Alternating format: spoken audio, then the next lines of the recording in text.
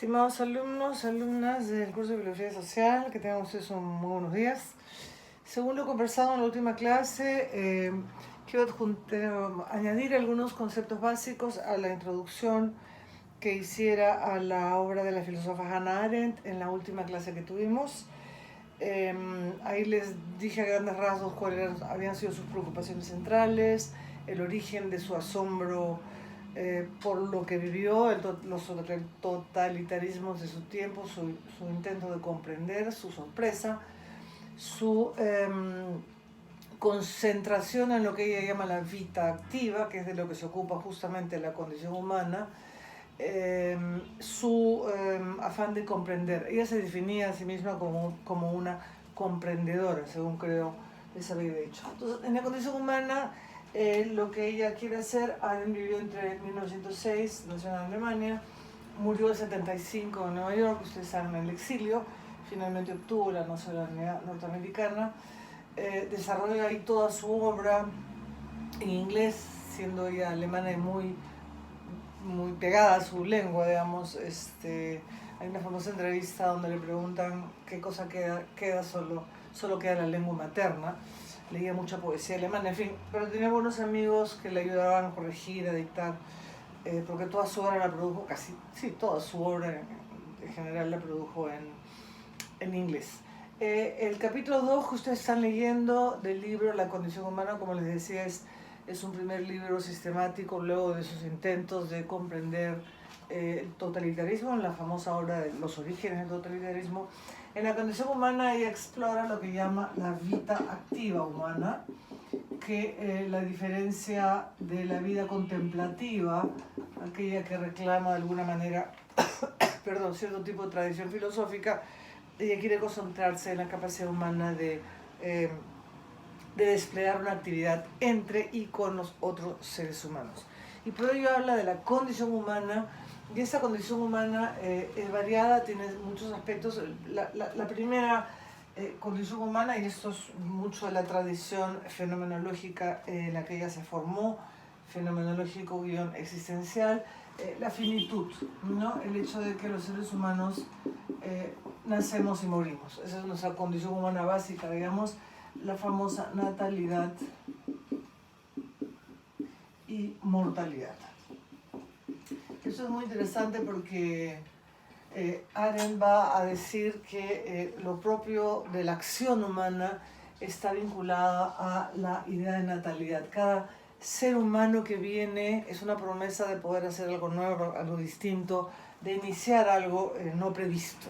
Es interesante, lo digo porque es una filosofía muy vital, habiendo sido su maestro, Heidegger, el filósofo existencial, que entre otras describe al ser humano como el ser para la muerte, ¿no? El ser que sabe que se muere, entonces que conciencia su finitud y que eso le genera mucha angustia. Entonces acá, eso no lo menciona Heidegger, por supuesto, porque en esa época además están súper distanciados, y además él nunca leyó su obra, por cierto, pero se tiene la sensación de que está acento en la natalidad, en el hecho de que actuar significa siempre comenzar algo nuevo, y por eso cada recién nacido es una promesa de algo inesperado, digamos así.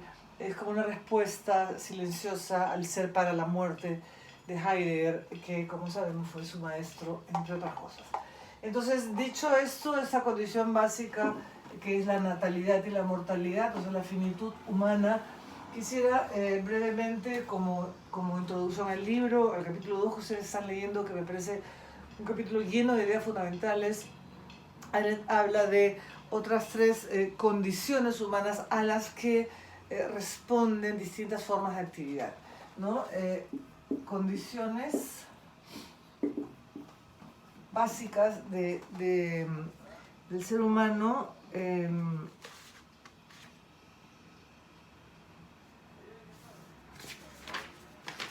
que son para ella la vida misma, lo que se llama la mundanidad o el mundo. Tenemos un mundo, ya lo mencioné en la clase, y la pluralidad. Este tercer concepto está esa condición humana es fundamental para entender la especificidad que le dará Arendt a la noción de acción. A estas condiciones básicas que son la vida misma, la mundanidad y la pluralidad, a estas condiciones les corresponden diferentes formas de actividad. Por eso estamos hablando de la vida activa humana. La condición humana se ocupa no de la vida teorética, contemplativa, sino de la vida activa. A la vida, a la necesidad de mantenernos en vida, le corresponde la labor. Hablábamos de ella el otro día, la traducción de labor, que es aquella actividad biológica vinculada a necesidades vitales. Básicamente postula ella el trabajo con la tierra, esa organicidad que nos vincula con la tierra, que nos alimenta y que le devolvemos a ella vida. En ese sentido es un vínculo orgánico, biológico, que nos mantiene en vida. La mundanidad, es decir, la necesidad de tener un mundo que albergue nuestras vidas, un mundo permanente, que no sea frugal como la fruta que uno cosecha y se pudre, sino que fabriquemos cuando se puede una casa estable que nos acoja como familia, que nos dé la posibilidad, como ahorita, de tener una computadora, una pizarra, un plumón. Esto es mi mundo, es un mundo fabricado por el hombre, ¿no es cierto? Y esta es la categoría de trabajo, que es la traducción de work, que es precisamente la actividad por excelencia, la actividad instrumental. Y Arendt piensa que el mundo moderno ha hecho, como muchos otros autores que hemos visto, ¿no?, ha hecho de la racionalidad, de la producción, del trabajo, del artificio, eso que hemos llamado desde el principio del curso racionalidad en medios afines, lo central de la vida humana. Y precisamente porque no solamente tenemos que mantenernos en vida y fabricar un mundo, sino porque somos pluralidad, es decir, porque somos iguales y distintos, y eso es clave para entender la noción arendtiana de acción y mucha de su obra posterior. Porque somos iguales y distintos, existe la capacidad humana de actuar, la acción. Y justamente el eje de su propuesta es que esta capacidad humana de actuar, ya les decía, se ha visto amenazada por muchas razones, y el totalitarismo es justamente el ejemplo donde la gente simplemente se comportó tal como se esperaba de ellos que se comportaran, o como la sociedad. Ahí la importancia de este concepto de lo social, muy discutible, ha generado mucho debate. Incluso hay un texto donde ella conversa con colegas en Canadá y le hacen la pregunta a la que luego me voy a referir, pero esta idea de acción, que responde a que somos muchos y somos iguales y distintos, está indiscutiblemente vinculada con la noción de seres del lenguaje, ¿no? Y aquí surge claramente su vínculo con Aristóteles, porque dice ella, y le voy a citar: con palabras y actos nos insertamos en el mundo humano, dice Arendt. Solo la acción es prerrogativa exclusiva del hombre. Ni una bestia ni un dios son capaces de ella, como ya indicó Aristóteles. El hecho de que el hombre, el ser humano, usa el universal masculino, ella tenía serias resistencias con el movimiento feminista. Ya les contaré por qué. Ni una bestia ni un dios son capaces de ella, como ya lo indicó Aristóteles. El hecho de que el hombre sea capaz de acción significa que cabe esperar de él lo inesperado, y que es capaz de realizar incluso lo que es infinitamente improbable, ello con y entre los hombres, los seres humanos. Ahora bien, lo inesperado puede ser también radicalmente malo, como concepto que ella usa en Orígenes del totalitarismo, ¿recuerdan? El mal radical. Y por ello, la tensión interna entre moral y política que la obra de esta autora nos permite poner de manifiesto. Se trata entonces de comprender la actividad humana, la vida activa, la vita activa, desde ella misma. Ya no desde el punto de vista superior del filósofo que la contempla, ni tampoco reduciéndola a un principio omnicomprensivo como lo que les decía, la producción o la fabricación. Entonces es un intento muy importante de rescatar la idea de este actuar humano que es siempre actuar entre y con otros seres humanos.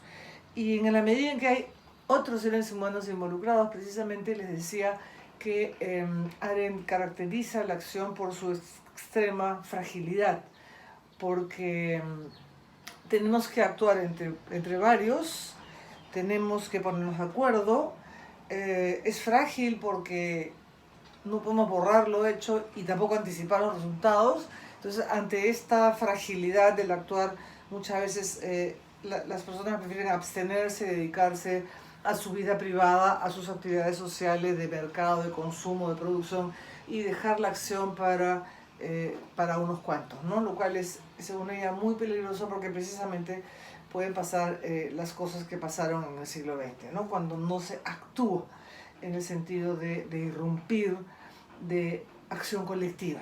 Es muy importante porque la noción de acción en Arendt está vinculada con otro concepto que hemos visto también aparecer de una manera totalmente distinta en un autor como Habermas, que es la noción de espacio público.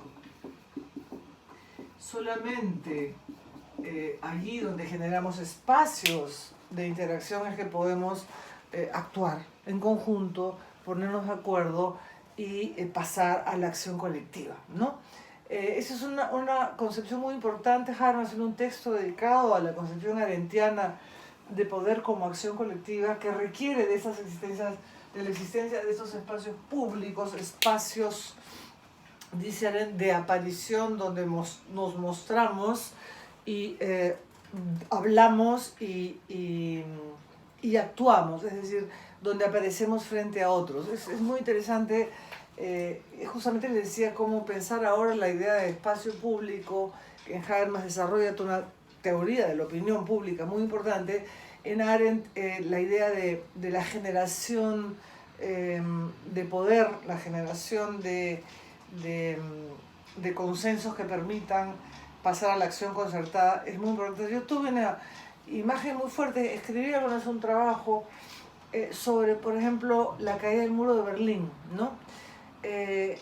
Ahí simplemente la gente se juntó, se puso de acuerdo, se cansó y se tiró el muro, sin disparos, y había sido de terror. Yo les he contado que he estado ahí, y era policía, eran agua, eran esos alambres con púas, perros, había mucha gente se murió tratando de saltar al muro, ¿no es cierto? Y de pronto se lo tumbaron, porque pasó la Unión Soviética, en fin.